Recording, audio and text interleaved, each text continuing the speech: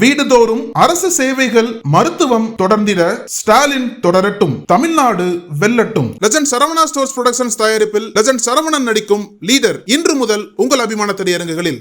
Summer வந்தாச்சு. What's your plan for this holiday? எங்க கிட்ட விட்டுருங்க, நாங்க பாத்துக்கிறோம். GT Holidays, South India's #1 travel brand. விஜயோடைய வேட்புமனு நிராகரிக்கப்படக்கூடிய அபாயம் இருக்கிறதாக ஒரு தகவல் வந்திருக்கு. ஏன் அந்த நிராகரிப்பு, அதனுடைய பின்னணி என்ன நடக்க போகுது அப்படிங்கிறது குறித்து பார்ப்போம். இன்னொன்று, முதல்வருடைய மருமகன் நேரடியாக அரசியல் களத்துக்கு என்ட்ரி ஆயிருக்காரு. அவர் கால் வச்ச முதல் தொகுதியே ஆதவர்ஜுனாவோட வில்லிவாக்கம் தொகுதி தான். அதனுடைய பின்னணிகள் குறித்தும் பேசுவோம். அதையெல்லாம் தாண்டி இன்னைக்கு தமிழக அரசியல் களத்தில் முன்னாள் மாநில தலைவருக்கு வாய்ப்பும் தரப்படலை, அது குறித்தும் பேசிடலாம். Welcome to sensation.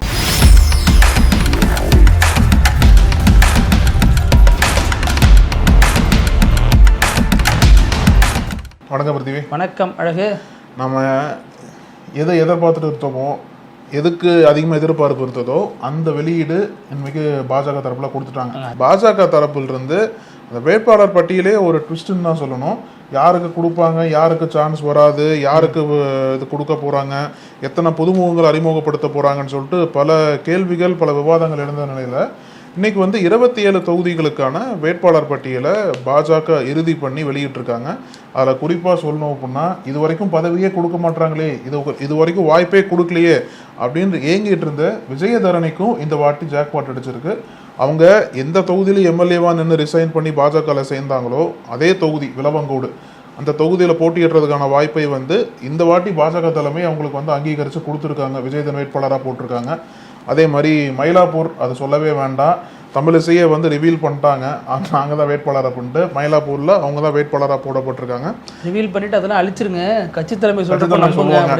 ஏன்னா என்ன பிரச்சனை ஆயிடுச்சு அப்படின்னா, ஒருவேளை இப்போ வேட்பாளர் பட்டியல் அறிவிக்கிறதுக்கு முன்னாடியே நம்மளா போய் நின்று கட்சி நடவடிக்கை எடுத்துருவாங்களோ அப்படின்ற ஒரு இது இருந்திருக்கலாம். ஏன்னா தஞ்சையில் எப்படி எடுத்தாங்க, இவங்க ஃபோர்ஸ் பண்ணி தனக்கான இடத்த அவங்க தேடி பிடிச்சி வலுக்கட்டாயமா அந்த இடத்த அபகரிச்சிட்டாங்க அப்படிதான் சொல்லணும். ஏன்னா மயிலாப்பூரை பொறுத்த வரைக்கும் பலருமே முட்டி மோதின இடம் தான். அது இவங்க முன்கூட்டியே களத்துக்கு போயிருக்காங்க. இங்க இருக்கக்கூடிய மேல்மட்ட நிர்வாகிகள்கிட்ட பேசிட்டு இவங்க களத்துக்கு போயிட்டாங்க. அதுவும் இல்லாம அந்த தொகுதி தான் அவங்களுக்கு சாதகமான தொகுதியா இருக்கு. மற்றபடி சென்னையில பெரும்பாலான தொகுதிகள் ஒதுக்கப்படல இல்லையா, அந்த அடிப்படையில அவங்க அங்க போறாங்க அப்படிங்கறதும் பேச. பாஜக என்ன எதிர்பார்த்தாங்க அப்படின்னா, சென்னையில போன முறை கொடுத்தது மாதிரி 2 இல்ல 3 கொடுப்பாங்கன்னு எதிர்பார்த்தாங்க. ஆனா 3 ஒன்னாக்கிட்டாங்களா. அந்த ஒரு தொகுதியில் யாரை போட்டி போடலான்னு சொல்லிட்டு பாஜக தலைவர்களுக்குள்ளே பல மோதல் போயிட்டு இருந்தாங்க. தமிழிசை அதுக்கு ஒருத்தானா இல்லையானா, இங்க நாடாளுமன்ற தேர்தல் நடந்தப்போ அவங்க ஆளுநர் பதவி, அதுவும் 2 ஸ்டேட்டோட ஆளுநர் பதவி ரிசைன்மெண்ட் வந்தாங்க. அப்போ அவங்கள கட்சி உரிய முறையில் அங்கீகரிக்கணும். அந்த இழப்புக்கு இங்க முக்கியமான தொகுதி வெற்றி பெற வாய்ப்பு அதிகம். தியாகம் பண்ணிட்டு வந்தாங்க. இல்லைங்க, அவங்க பண்ண தியாகம் பெருசு. 2 ஸ்டேட்டுக்கான ஆளுநர் பதவியை தியாகம் பண்ணாங்க. IPS அதிகாரி மாதிரி இவங்க தியாகம் பண்ணல. அவர் ஒரு ரூட்ல தியாகம் பண்ணாரு. அதையெல்லாம் விட பன்மடங்கு பெரிய ஒரு சமூகத்தாலையும் அரசியல் சட்டப்படியும் முக்கியத்துவம் வாய்ந்த பதவி இல்லை ஆளுநர் பதவி. அதையே தூக்கி எறிஞ்சிட்டு தேசிய தலைமை 90 அப்படிங்கிற ஒரு வார்த்தைக்காக ஓடோடி இங்க தோத்து போயிட்டாங்க. அதனால மறுபடியும் நிக்கிறாங்க மயிலாப்பூர்ல. இப்போ நீங்க சொன்னீங்க இல்லையா, முன்னாள் தலைவர், பாஜக முன்னாள் தலைவர், மனசெல்லாம் ரணமா கிடக்கு அப்படிங்கிறாங்க அவரது நிர்வாகி, அவர் ஆதரவாளர்கள். பாஜக தலைமையே நிறைய வாட்டி பேச்சுவார்த்தை பண்ணி நிறைய வாட்டி கூப்பிட்டு நீங்க வாங்க நிச்சயமா போட்டி போடுங்கன்னு சொல்லிட்டு பியூஷ் கோயலே சொன்னாரு. பாஜக தேசிய தலைமையே அவர்னால தான் டிலே ஆச்சுன்னு வர பேசப்பட்டது அந்த வேட்பாளர் பட்டியல் இறுதி ஆகிறதுக்காண்டி. ஏன்னா பிரதமர் மோடியே கூட இன்னைக்கு தமிழ்நாட்டுக்கு வர்றாரு. ஆனால் தமிழ்நாட்டில் பிரச்சாரம் பண்ணாமல் புதுச்சேரிக்கு போறார். நாளை தினம் பிரதமர் மோடி பிரச்சாரம் பண்றதா இருந்தது போல, ஆனால் அதை ரத்து பண்ணிட்டு நிர்வாகிகள் கூட்டம் மட்டும் பண்ணலான்ற மாதிரி முடிவு பண்ணாங்க. என்ன காரணம் அப்படின்னா, இந்த வேட்பாளர் பட்டியலில் பல இழுபறிகள் நீடிச்சுட்டே இருக்கு. அந்த டைம்ல இங்கே பிரச்சாரம் பண்ணால் சரியா வராது. ஏன்னா நல்லா யோசிச்சு பார்த்தீங்க அப்படின்னா, பாஜக தரப்புல இருந்து இவ்வளவு டிலேவா, இவ்வளவு காலதாமதமா எங்கேயுமே வேட்பாளர் பட்டியல இது பண்ணல. இப்பதான் முதல் மாதிரி இவ்வளவு டிலேவா பண்றாங்க. வேட்புமனு தாக்கல் பண்றதுக்கான காலமே 2 நாள்ல முடிய போகுது. இது தமிழ்நாடு ஸ்டைல். பாஜகவே இருந்தாலும் இங்க இப்படிதான் ஒரு லேட்டா தான், தேசிய கட்சினா இப்படிதான் இருக்கணும். ஆமா, அதனால பிரதமர் மோடியே கூட அவரோட பிரச்சாரத்தை ரத்து பண்ணி இருக்கிறதுக்கான காரணமே இதான் வர சொல்றாங்க இல்லையா. இன்னைக்கு காலையில கூட பியூஷ் கோயல் கமலாலயத்துல ஒரு மீட்டிங் போட்டிருந்தாரு. அப்போ கூட என்ன பேசப்பட்டது அப்படின்னா, முன்னாள் தமிழக பாஜக தலைவர் பாஜக தலைமை சீக்கிரம் கூப்பிட்டுருக்கு. அவர் கேரளால இருந்திருக்காரு போல, கேரளாவில் பிரச்சாரம் பண்ணாரு என்னன்னு தெரியல. அங்கிருந்து தமிழ்நாடுக்கு அவர் சீக்கிரம் வரப்போறாரு, தமிழ்நாட்டுக்கு விரைகிறார் அப்படின்னு சொல்லிட்டு பிரேக்கிங் நியூஸ்லாம் போட்டாங்க.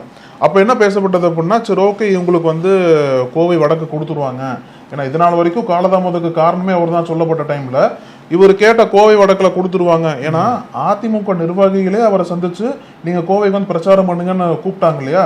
நான் கோவை தொகுதியில அதிமுக தெற்குல போட்டி போடுறாங்க, வடக்குல அவர் போட்டி போடுவாரு அப்படின்னு எதிர்பார்ப்புல அதிமுகவே இருந்ததுன்னு தான் சொல்லப்பட்டது. அதனாலதான் அந்த மாவட்ட நிர்வாகிகள் அவரை கூப்பிட்டு பிரச்சாரத்திற்கு வாங்கன்னு சொல்லிட்டு கூப்பிட்டெல்லாம் போனாங்க. ஆனா எங்க ட்விஸ்ட் ஆயிருச்சு அப்படின்னா, கோவை வடக்குல ஆல்ரெடி வந்து வானதி சீனிவாசன் அவங்க வந்து கிரவுண்ட் ஒர்க் வந்து நல்லா பண்ணிட்டு இருந்தாங்க. இப்போ அவங்களுக்கு தான் கோவை வடக்கு தொகுதி வந்து போயிருக்கு. முன்னாள் தமிழக பாஜக தலைவருக்கு இந்த முறை சீட் கொடுக்கப்படலை. இதில் நீங்கள் இன்னொரு வெர்ஷன் இருக்குது, அதை பலரும் வந்து நம்ம மறந்துடுறோம். அதாவது இவர் வந்து ரொம்ப ப்ரெஷர் பண்ணாங்க மோடியிலேருந்து, மேலே இருக்கக்கூடிய பாஜக டெல்லி தலைவர்கள்லேருந்து பலருமே வந்து இவர் தான் நிற்கணும் அப்படின்னு ப்ரெஷர் பண்ணாங்க. இவர் தான் ஒத்துக்காமல் விலகி போயிட்டாருன்னு ஒரு ஸ்டோரி சொல்லப்படுது, ஒரு வெர்ஷன் இருக்குது. இதில் இன்னொரு வெர்ஷன் என்ன அப்படின்னா, இதுலேயுமே தன்னை முன்னிலைப்படுத்தி கொள்ள பாஜக முன்னாள் மாநில தலைவர் எல்லா வேலைகளையும் பார்த்துருக்காரு. எப்படின்னா, நான் இல்லைன்னா பாஜக தோத்துரும், என்ன வந்து ஃபோர்ஸ் பண்ணி நிற்க வைக்கிறாங்க. இப்போ இன்னைக்கு கேரளாவிலேருந்து பிரச்சாரத்தை முடிச்சுட்டு இங்கே வர்றதா இருந்தாரு. பிரதமர் மோடி கண்டிப்பா அவர் கலந்துக்கணும்னு சொன்னாரு அப்படிங்கிற தகவலும் அவர் தரப்புல இருந்தா கசியப்படப்பட்டிருக்கு. இன்னும் அதே மாதிரி பாண்டிச்சேரியில பிரச்சாரத்துல இருந்தாரு, அன்னைக்கு உடனே ஹெலிகாப்டர் பிடிச்சிட்டு அடிச்சு பிடிச்சிட்டு பியூஷ் கோயல் கூப்பிட்டாருன்னு ஓடி வந்தாரு அப்படின்னு சொன்னதும் அவர் தரப்புல இருந்து கசிய விடப்பட்ட தகவல் தான்.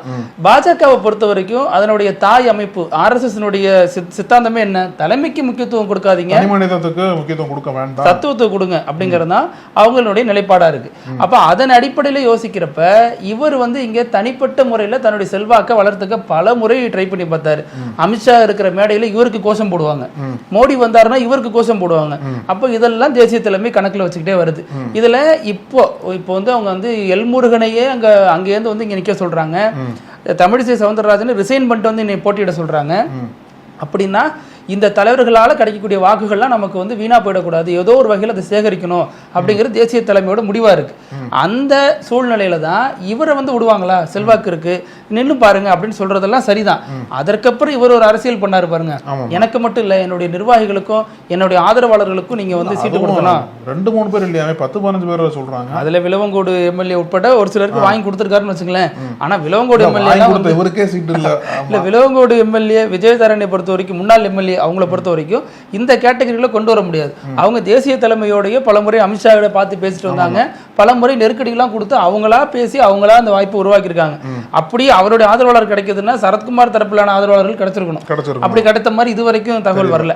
இதுல நம்ம என்ன சொல்ல விட்டுட்டோம் அப்படின்னா, இப்போ ஆல்ரெடி இப்போ பாண்டிச்சேரியிலேருந்து வரதா இருக்கட்டும், கேரளாவிலிருந்து வரதா இருக்கட்டும், என்னமோ இவர் மட்டுமே பிரச்சாரம் பண்ற மாதிரியும், கேரளாவில் இவர் மட்டுமே பேசுற மாதிரி, பாண்டிச்சேரியில் இவர் மட்டுமே பேசுற மாதிரி ஒரு இமேஜ் உருவாக்குனாங்க. இதுதான் இங்க இருக்கக்கூடிய தலைவர்கள் இவங்களுடைய வியூகத்தை பயன்படுத்தி அவருடைய செல்வாக்கை வீழ்த்தி இந்த முறை அவருக்கு வாய்ப்பு என்ன பண்ணிருக்காங்க. கேரளால இருக்கட்டும், தமிழ்நாட்டுக்கு வேணான்ற மாதிரி முடிவு. ஆமா, இவர் எங்க போனாலும் அங்க தோத்துறாங்க. கர்நாடகா போய் பிரச்சாரம் பண்ணாரு, தோத்துட்டாங்க. இப்ப பாண்டிச்சேரியில பிரச்சாரம் பண்றாரு, அது மாதிரி கேரளால பண்றாரு. மகாராஷ்டிரால ஒரு தேர்தலில் போய் பிரச்சாரம் பண்ணாரு, அதுலயும் வந்து பெரிய அளவுல பாஜகவால எழுச்சி பெற முடியல. அவர் பிரச்சாரம் பண்ண இடங்கள்ல மிகப்பெரிய வீழ்ச்சியை தான் சந்திச்சாங்க. இப்படி தொடர்ந்து இவருடைய அணுகுமுறை, இவர் வந்து இவருக்காக தான் ரசிகர் மன்றம் பாஜக இயங்கிட்டு இருக்கு. பாத்தீங்கன்னா தெரியும், இது வரைக்கும் எந்த தலைவர்களுக்கும் இருக்காது, இவருக்கு மட்டும் ஒரு ரசிகர் மன்றம், நற்பணி மன்றம்ங்கிற பேர்ல வச்சு ஒரு செயல்பட்டு இருக்காரு. அதையும் கணக்கில் எடுத்தாங்க. அதாவது கட்சிக்கு எதிராக செயல்படுறதுக்கான எல்லா செயல்களையும் செஞ்சுட்டு இருந்ததா ஒரு குற்றச்சாட்டு இருக்கு. தொடர்ந்து செயல்பட்டு இவருக்கு என்ன ஒரு கோபம் அப்படின்னா, பொறுப்பு கொடுக்கல, என்ன வந்து மாநில தலைமையில வச்சிருந்தீங்க, திடீர்னு எடப்பாடி பழனிசாமி போட்ட கண்டிஷனுக்கு என்ன வந்து நீக்கிட்டீங்க, அப்புறம் வந்து தேசிய அளவில் பொறுப்பு கொடுப்பான்னு பார்த்தா அங்கேயும் பொறுப்பு கொடுக்கல, மத்திய அமைச்சராவில் ஆக்குவரதா பேசிட்டு இருந்தாங்க இல்லையா, அது வரைக்கும் பெருசா போகல இவரு.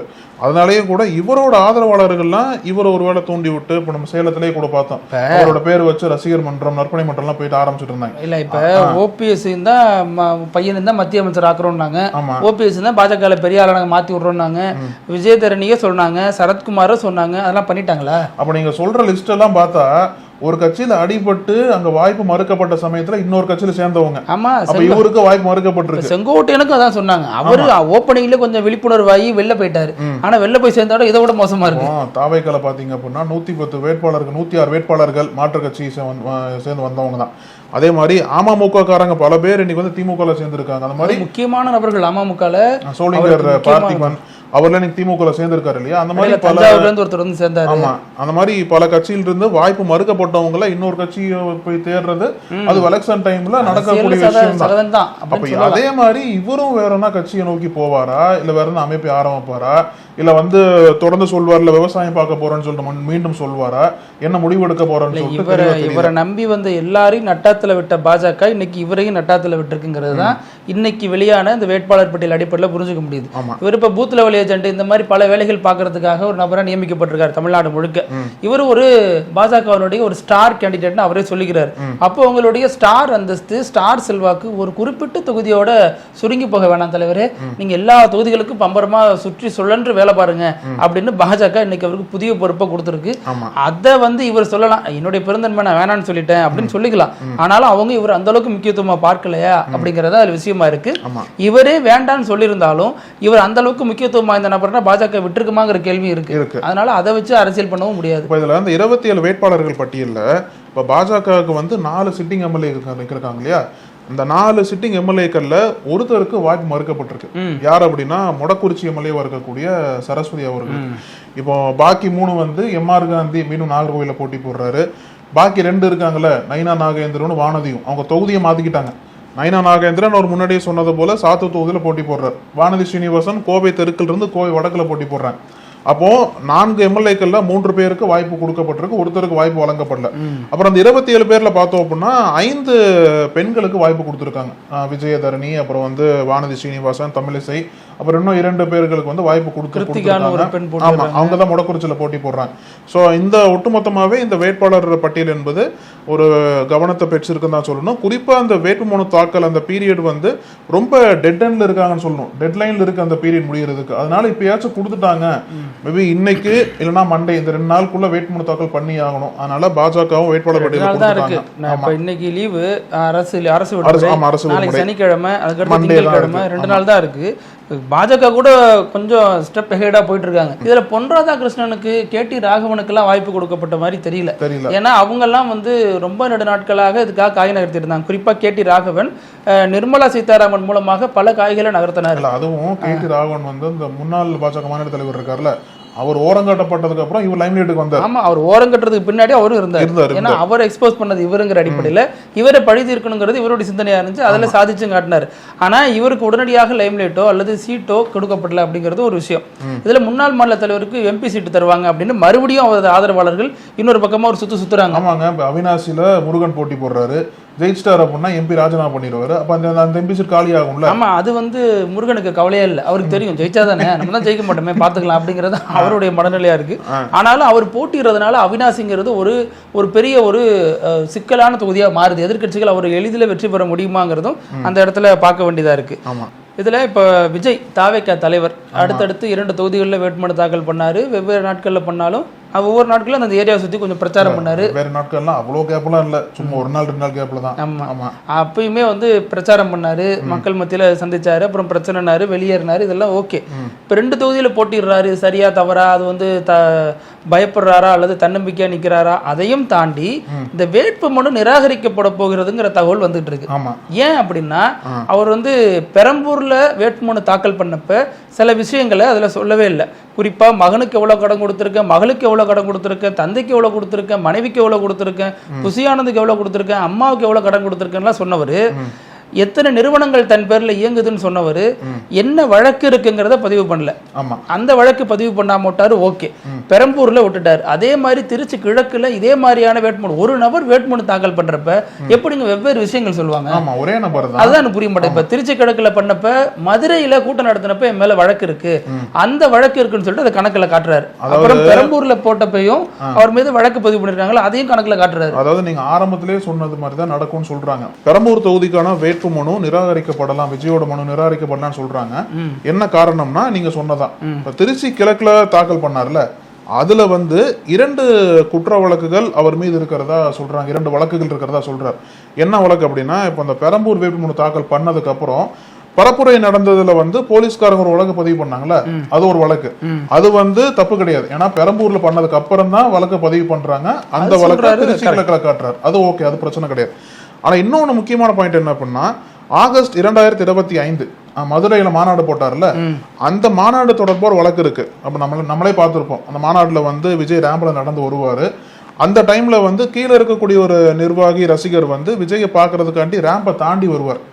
அப்போ விஜயோட பவுன்சர்ஸ் என்ன பண்ணுவாங்க, அவரை தூக்கி கீழே போட்டுருவாங்க, வெளியே போட்டுருவாங்க. அவங்க அம்மா பேட்டி கொடுத்து கதறினாங்க, எதுக்கா வளர்த்தேன், இப்ப ஆளாக்குனா.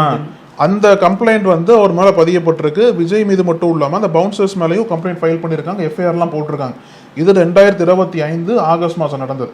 அப்போ இந்த ஒரு கேஸ் என்பது விஜய் மீது இருக்கு. அந்த ஒரு கேஸ் டீடைல்ஸை பெரம்பூர் தொகுதியில் வேட்புமனு தாக்கல் பண்ணும்போது வேட்புமனுல விஜய் வந்து அதை எழுத மறந்துட்டாரு, எழுத வந்து விட்டுட்டாரு, கேஸ் இல்லைன்னு சொல்லிட்டாரு. எனக்கு புரியவே இல்லைங்க. விஜய் கடிதம் எழுதினாலும் தப்பா எழுதுறாரு, இந்த மாதிரி வேட்புமனு எழுதினாலும் தப்பா எழுதுறாரு அப்படின்னா எனக்கு இப்பதான் தெரிய வந்தது டீடைல்ஸ் எல்லாம், அதனாலதான் நான் வந்து எழுதலன்னு சொல்லிட்டு பெரம்பூர்ல எழுதலன்னு சொல்லிட்டு சொல்றாங்களா. ஆனா அது சட்டப்படி அது சரி கிடையாதுல்ல. ஒரு இடத்துல வேட்புமனு தாக்கல் பண்ற நபர் அதே நபர் வேறு இடத்துல தாக்கல் பண்றப்ப வெவ்வேறு முரண்பட்ட தகவல்கள் சொல்லியிருந்தா அந்த வேட்புமனுவை நிராகரிக்கிறது சட்டத்துல இடம் இருக்கு. அதன் அடிப்படையில தான் ஒரு மனுக்கள் நிராகரிக்கப்படுறதுக்கான வாய்ப்புகள் இருக்கு. இப்ப சொன்ன திமுக அரசு மீது தப்பு சொல்லணும். இப்பதானே சொல்றீங்க எஃப்ஐஆர் போட்டா தப்புன்னு சொல்றீங்க. அப்போ விஜய் தரப்பட அப்படிதானே பேசுவாங்க. அவங்க இதுக்கு முன்னாடியாச்சும் அதிகாரிகள் தப்பு, அவங்க வந்து திமுக சார்பா இருக்காங்கன்னு சொல்லிட்டு இருந்தாங்க. இப்ப டிஜிபியவே மாத்திட்டாங்க, தேர்தல் ஆணையம் தலைமை தேர்தல் ஆணையம் மாத்திடுச்சு. இன்னமும் அந்த உருட்ட முடியுமாங்கிறது எனக்கு தெரியல. இதுல இன்னொரு விஷயம் இருக்கு. இப்ப இதுல விஜய்க்கு ஒரு தப்பித்தலுக்கான வாய்ப்பும் இருக்கு. என்ன அப்படின்னா, ஒரு நபருக்கு இப்ப 4 செட்டு வேட்பு மனுக்கள் தாக்கல் பண்ணலாம். தொகுதியில வேட்புமனு தாக்கல் பண்ணா 4 செட்டு பண்ணலாம். விஜய் பெரம்பூர்ல 2 செட்டு வேட்புமனு தாக்கல் பண்ணிருக்காரு. அவருக்கு ஒண்ணு மாற்று வேட்பாளர் அந்த மாதிரி அடிப்படையில் 2 பண்ணிருக்காரு. இன்னொரு 2 வேட்புமனு தாக்கல் பண்ணலாம். அவர் நினைச்சாங்கன்னா அந்த இடைப்பட்ட இந்த 2 நாட்களுக்குள்ள அதை சரி பண்றதுக்கான வாய்ப்புகள் இருக்கு. அதை பண்ணுவாரா அல்லது வழக்கம் போல திமுக தான் காரணம் அப்படின்னு தேர்தலில் எஸ்கேப் ஆகிறதுக்கான வேலைகளை பார்க்க போறாரா? அதாவது முதல்ல தேர்தலில் விஜய் போட்டியிட மாட்டாருன்னு ஒரு விஷயம் பேசப்பட்டுச்சு. அதனாலதான் 2 தொகுதியில் நிக்கிறாரு, பயந்துட்டாரு அப்படிங்கிற விஷயம் பேசப்பட்டுச்சு. இப்ப இதெல்லாம் கனெக்ட் பண்ணி பாத்தீங்கன்னா இந்த மாதிரியான முரண்பட்ட தகவல்களால வேட்புமனு நிராகரிக்கப்பட்டா திமுக தான் காரணம்னு சொல்லி பிரச்சாரத்தை முன்னெடுக்கலாம். விஜய் தோல்வியே அடைய மாட்டார், என்னதானே தோல்வி அடையணும் அப்படிங்கிற ஒரு காரணமும் இதுல இருக்கு. நிச்சயமா அதுதான் பண்ணுவார் நினைக்கிறேன். திமுகவுக்கு எதிராக வந்து பேசிட்டு இருக்கிற சமயத்துல இதையும் வந்து நரேட்டிவ் செட் பண்ணலாம். நம்ம வேட்புமனு நிராகரிப்புக்கும் திமுக தான் காரணம் நரேட்டிவ் செட் பண்றதுக்காண்டி வாய்ப்புகள் அதிகமா இருக்கு. நீங்க சொன்னது போல இன்னொரு ஆப்ஷனையும் அவர் வந்து ட்ரை பண்ணி பார்க்கலாம். இன்னும் 2 நாள் இருக்கு, மண்டே கூட இன்னொரு நாமினேஷனை புதுசா தாக்கல் பண்ணலாம். மறுபடியும் வெளில வரணுமாங்க, ஒரு எவ்வளவு கஷ்டப்பட்டு. இப்ப நீங்க ஃபர்ஸ்டே கரெக்டா இது பண்ணிருக்கணும். மே மாதம் அந்த ஆகஸ்ட் மாதம் 15 வழக்கு வந்து இங்க கிளியரா மென்ஷன் பண்ணிருக்க அப்படின்னா பிரச்சனை வந்து அவர் வெளியிலவே வரக்கூடாதுங்கிறதுனால தான் டெய்லி 20 நிமிஷம் வீடியோ கால் பேச போறாரு. அதாவது ஆன்லைன்ல பிரச்சாரம் பண்ண போறாரு. அது மூலமா எல்லாரையும் சென்றடையலாம் அப்படிங்கிற ஒரு வியூகத்தை வகுத்துட்டு இருக்காரு. இதற்கு இடையில நம்ம தாவேகாவினுடைய திருத்தணி வேட்பாளர் இருக்கார் இல்லையா, யாரு, வாழும் அம்பேத்கர். ஆமா, வாழும் அம்பேத்கர் சொல்லி பாருல.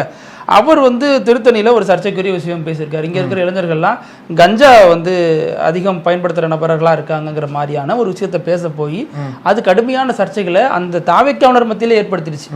இப்படி பேசிட்டு எப்படி ஓட்டு கேட்கறது அப்படிங்கிற ஒரு அதிருப்தி இருந்ததுனாலையும் அவங்க ஓட் பேச இளைஞர்கள் தானே மாவட்ட செயலாளர்கள், தாவேக்கா மாவட்ட செயலாளர்கள், நகர்மன்ற நிர்வாகிகள் என்ன பண்ணிருக்காங்க, இந்த வேட்பாளரை மாத்துங்க அப்படிங்கிற கோரிக்கையை முன்வைக்கிறாங்க.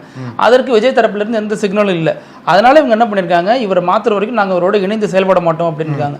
இவரும் போனால் போகட்டும் போடாங்கிற மாதிரி இவர் தனியா ஒரு ரூட் எடுத்துட்டு தனி நபரா போய் வேட்புமனு தாக்கல் பண்றாரு. யாருமே இல்ல, தனி அம்பேத்கரை தனியா விட்டாங்க தாவேக்கால. அவர் தனியா போயிட்டு வேட்புமனு தாக்கல் பண்றாரு. அதற்கு அப்புறமா வந்து தனியா வாக்கு சேகரிப்புல ஈடுபட்டு இருக்காரு. தனி நபரா தோல்ல துண்டு போட்டுட்டு வாக்கு சேகரிப்புல ஈடுபட்டு இருக்காரு. எதிர்கட்சிகள், குறிப்பா நாம் தமிழர் போன்ற கட்சிகள் இதை பாக்குறப்ப களத்துல எந்த மாதிரியான காமெடியான விமர்சனங்கள்லாம் முன்வைக்க போறாங்க அப்படிங்கறத நம்ம பார்க்க வேண்டியதா இருக்கு.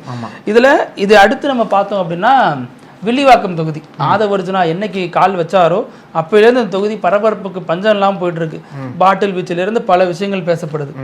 இப்போ அந்த தொகுதியில பிரச்சாரத்துல ஈடுபட்ட கார்த்திக் மோகன் இருக்காரு இல்லையா, அவரு ஒரு அங்க இருக்கக்கூடிய மேயர், அங்க இருக்கக்கூடிய அமைச்சர் சேகர் பாபு, இவங்க எல்லாருமே என்ன பண்றாங்க, ஒரு ஆலோசனை குழு கூட்டம் போடுறாங்க.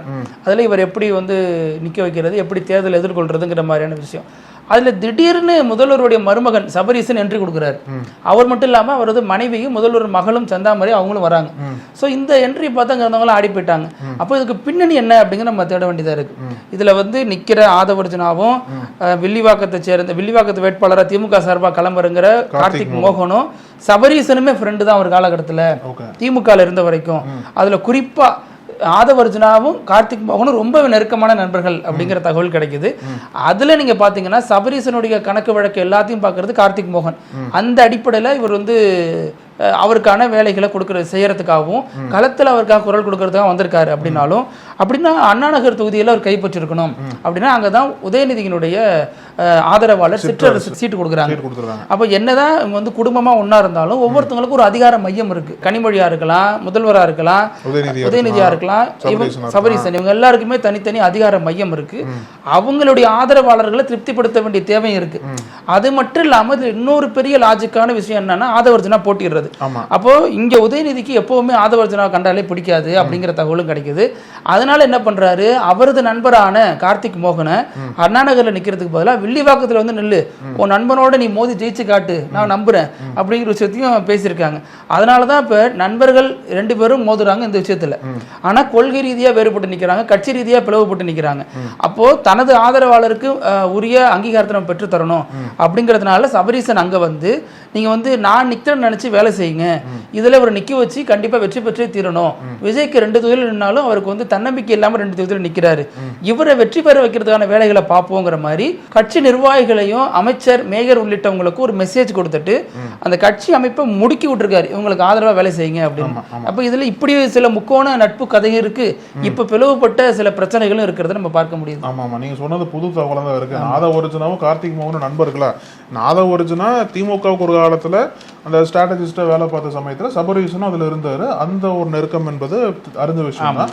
ஆனா ஒரு நண்பருக்கு எதிராக இன்னொரு நண்பருக்கு ஆதரவா சபரீசனை களத்துல வந்திருக்காரு என்பது வில்லிவாக்கம் தொகுதியை இன்னும் பெரிய ஒரு கவனத்தை பெற்றிருக்குன்னு தான் சொல்லணும். இப்போ நம்ம வீடியோவோட இறுதி பகுதி ஒரு வினோத செய்தி, ஒரு ஆச்சரியமான செய்தி கூட சொல்லணும். 2 நாள் அதை நம்ம பேசலன்னு கமெண்ட்ஸ்ல வந்து கேட்குறாங்க நம்மளுடைய பார்வையாளர்கள், ஏங்க வியர் நியூஸ் விட்டுட்டீங்கன்னா டியூரேஷன் அதிகமானதால. அரசியல்ல பல வினோதங்கள் இருக்கிறதுனால அதிலேயே பேசி முடிச்சிடுறது. ஆமா, இப்போ என்னன்னா தாய் மகன் பாசம் நிறைய கேள்விப்பட்டிருக்கோம். அதாவது எப்படிலாம் வந்து பார்த்துட்டு இருக்கோம் அதெல்லாம் இது இருக்கு இல்லையா? எப்படி வந்து தாய் வந்து மகனை கவனிக்கிறதாகட்டும், மகன் வந்து அன்பா எவ்வளவு செலவு பண்ணாலும் பரவாயில்ல அம்மாக்கா எது வேணா பண்ணுவான்னு சொல்லிட்டு இருப்பாங்கல்ல, அந்த மாதிரி கல்யாணம் ஆகாதவங்க ஆனா அப்படி பண்ண மாட்டாங்க. அந்த மாதிரி இதுதான். ஒரு அம்மா வந்து ஆன்லைன்ல ஒரு கண்ணாடி பார்த்துட்டு இருந்திருக்காங்க போல. அந்த வீடியோ கால்ல பையனும் இருக்காரு, அவங்க கண்ணாடி பார்த்துட்டே இருந்திருக்காங்க. எந்த கண்ணாடி வாங்கலாம்னு சொல்லிட்டு யோசனை இருக்கும்போது ஒரு கண்ணாடி வந்திருக்கு. என்ன கண்ணாடி? முகம் பார்க்குற கண்ணாடி? மூக்கு கண்ணாடி. அது என்னன்னா ரொம்ப காஸ்ட்லியா இருந்திருக்கு போட்டிருக்கு. அது கிட்டத்தட்ட நம்ம ஊர் மதிப்புல 1 லட்சம் ரூபான்றாங்க. அவ்வளவு காஸ்ட்லியான கண்ணாடி பார்த்துருக்காங்க. அந்த கண்ணாடி அவங்களுக்கு பிடிச்சிருக்கு, 1 பவுன் தங்கம். ஆமா, கண்ணாடி பிடிச்சிருக்கு. ஆனா வாங்க வேண்டாம், ஏன்னா பையனுக்கு 1 லட்சம்னா ரொம்ப அதிகம் செலவு பண்ணும், அதனால வாங்க வேண்டாம்னு சொல்லிட்டு முடிவு பண்ணிட்டாங்க. இந்த வீடியோ காலில் அந்த பையன் என்ன பண்ணியிருக்காரு, நீங்கள் நான் உங்களுக்கு கண்டிப்பாக வாங்கி தரேன், அதை அரை மணி நேரமாக ட்ரை பண்ணி கன்வின்ஸ் பண்ணியிருக்காரு அம்மாவை. அம்மா என்ன சொல்லியிருக்காங்க அப்படின்னா, நீ எப்போ வந்து 5 லட்சத்துக்கு மேலே சம்பாதிக்கிறியோ அப்போ நீ கண்ணாடி வாங்கிக்கணும், இந்த கண்ணாடி வாங்கிக்கிறேன்னு சொல்லியிருக்காங்க போல. ஏன்னா 1 லட்சம்ன்றது ரொம்ப அதிகம் இல்லை. அப்ப என்ன பண்ணிருக்காரு அப்படின்னா, நம்ம அம்மா எல்லாம் அப்படி சொல்லல, எந்த ஜென்மத்துல 5 லட்சம் சம்பாதிக்கிறது மேல. பையன் என்ன பண்ணிருக்காரு அப்படின்னா, நீங்க நினைக்கிறதோட நான் அதிகமாக தான் சம்பாதிச்சுட்டு இருக்கேன் அப்படின்னு சொல்லி ஒரு வகையா கன்வின்ஸ் பண்ணி அம்மாவை ஏத்துக்க வச்சு 1 லட்சம் ரூபாய் செலவு பண்ணி அவங்க ஆசைப்பட்ட கண்ணாடி வாங்கி கொடுத்துருக்காரு. ஆமா, இது வந்து அம்மாவின் கண்ணாடி அன்பா? கண்ணாடி அன்பு. ஆமா. பேசும் அழகு. இதே மாதிரி நாளைக்கும் பல செய்திகளோட சந்திக்கலாம். நன்றி. தொடர்ந்து பேசலாம். பத்தி நன்றி. நக்கீரன் டிவிக்கு சப்ஸ்கிரைப் செய்யுங்கள். உங்கள் ஆதரவே எங்கள் பலம். ஆசிரியர்களுக்கு நண்பனாகவும் மாணவர்களுக்கு ஆசானாகவும் திகழும் தேர்வு வழிகாட்டி. ஒவ்வொரு பாடத்திற்கும் அனுபவமிக்க ஆசிரியர்களின் துல்லியமான தெளிவான விடைகள். CNC இருக்கு, தேர்வு பயம் எதற்கு? இது தீரன் பப்ளிஷிங் ஹவுஸ் விற்பனை வெளியீடு.